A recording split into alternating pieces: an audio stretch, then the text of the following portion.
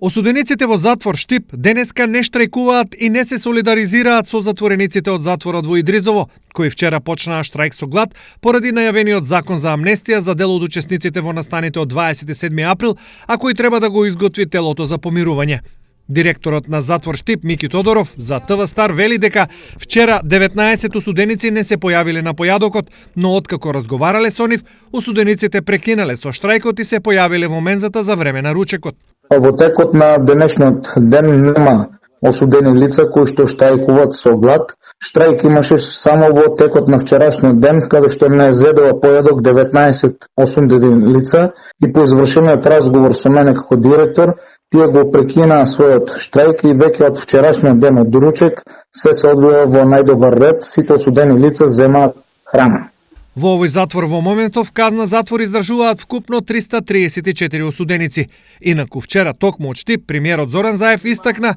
дека пред известно време е донесен закон за општа амнестија со кој беа опфатени повеќе осуденици, а во моментов, како што рече, ке нема нов закон за општа амнестија, бидејќи вакви закони и во европските држави се носат на 4 или 8 години.